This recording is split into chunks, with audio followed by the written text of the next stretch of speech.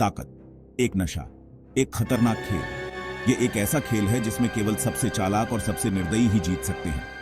महत्वाकांक्षी लोगों के कान में एक मोहक फुसफुसाहट। यह फुसफुसाहट उन्हें आगे बढ़ने के लिए प्रेरित करती है, उन्हें अपने सपनों को पूरा करने के लिए किसी भी हद तक जाने के लिए उकसाती है।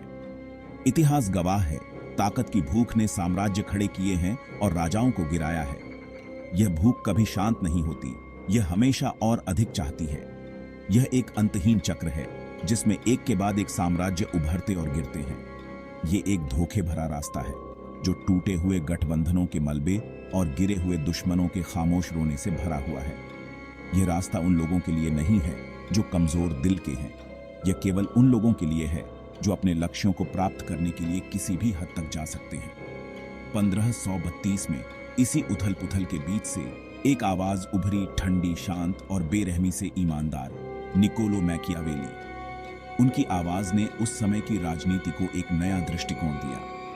मैकियावेली की द प्रिंस किसी संत के लिए नहीं लिखी गई, ये उन लोगों के लिए लिखी गई है जो सत्ता की जटिलताओं को समझते हैं और उन्हें अपने फायदे के लिए इस्तेमाल करना जानते हैं। यह राजनीति की निर्दयी दुनिया में जिंदा रहने का नक्शा है।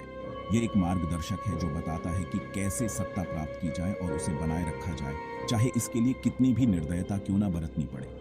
यह एक कड़वी याद दिलाता है कि ताकत का रास्ता मुश्किल विकल्पों से भरा है और अक्सर जिंदा रहने की कीमत नैतिकता से समझौता करके चुकानी पड़ती है। यह एक ऐसा रास्ता है जिसमें सही और गलत के बीच की रेखा धुंधली हो जाती है। एक ऐसी दुनिया में जहां सही और गलत के बीच की रेखा आसानी से धुंधली हो जाती है।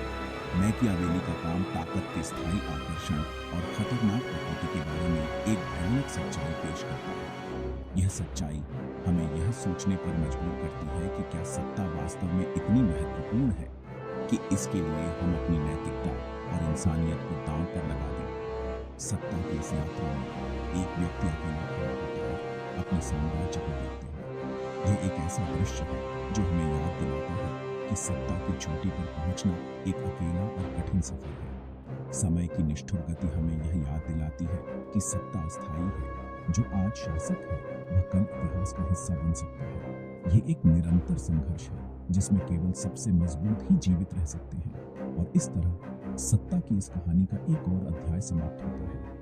लेकिन यह अंत नहीं है, क्योंकि सत्ता की भूख कभी खत्म नहीं होती। यह हमेशा और अधिक चाहती है और यह चक्र हमेशा चलता रहता है।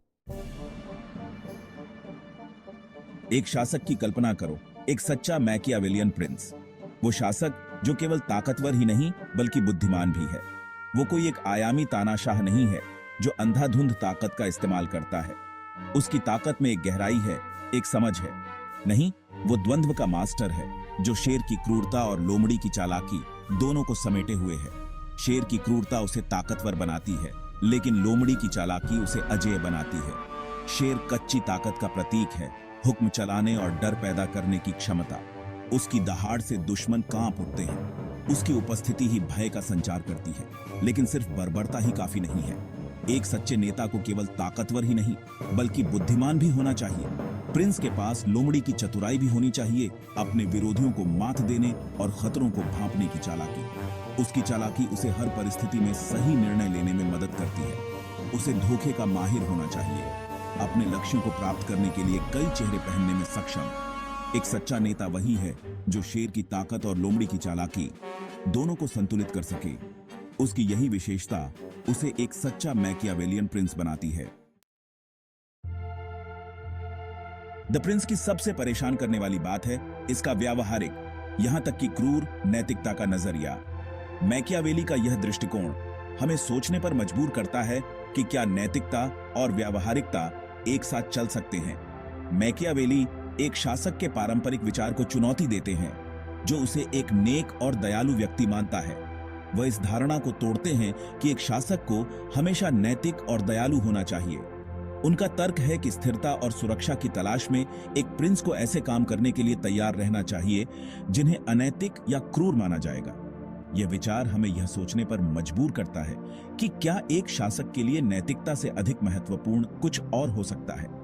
इसका मतलब यह नहीं है कि प्रिंस को स्वाभाविक रूप से दुष्ट होना चाहिए, बल्कि उसे परिस्थिति की मांग होने पर अपनी निजी नैतिकता को दरकिनार करने के लिए तैयार रहना चाहिए। यह एक कठिन संतुलन है, लेकिन मैकियावेली का मानना है कि यह आवश्यक है। एक प्रिंस को अपने राज्य की भलाई के लिए अपनी व्यक्तिगत नैतिकता को त्यागने के लिए तैयार रहना चाहिए। यह एक कठिन निर्णय हो सकता है, लेकिन यह एक शासक की जिम्मेदारी है। उसे प्यार और डर दोनों कमाने चाहिए, लेकिन यह भी समझना चाहिए कि दोनों के बीच संतुलन कैसे बनाए रखा जाए। लेकिन मैकियावेली का तर्क है कि डर नियंत्रण का अधिक विश्वसनीय साधन है। उनका मानना है कि लोग अपने शासक से डरते हैं तो वे अधिक अनुशासित और वफादार रहते हैं। यह विचार हमें यह सोचने पर मजबूर करता है कि क्या डर वास्तव में एक शासक के लिए सबसे अच्छा साधन है।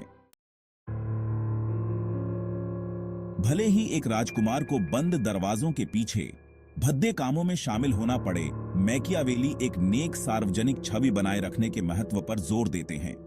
लोग दिखावे से आसानी से बह जाते हैं। उन्हें अपने शासक के असली रूप पर कभी संदेह नहीं करना चाहिए। राजकुमार को धोखे का माहिर होना चाहिए, खुद को एक न्यायप्रिय और दयालु नेता के रूप में पेश करना चाहिए, भले ही वह अपनी शक्ति के लिए सोची समझी चालें चल रहा हो। सार्वजनिक व्यक्तित्व और निजी कार्यों के बीच का यह द्वंद्व मैकियावेली की सफल शासन की समझ का केंद्र है। मैकियावेली ने माना कि सबसे चालाक राजकुमार भी अपने भाग्य को पूरी तरह से नियंत्रित नहीं कर सकता। भाग्य चंचल और अप्रत्याशित मनुष्यों के मामलों में महत्वपूर्ण भूमिका निभाता है।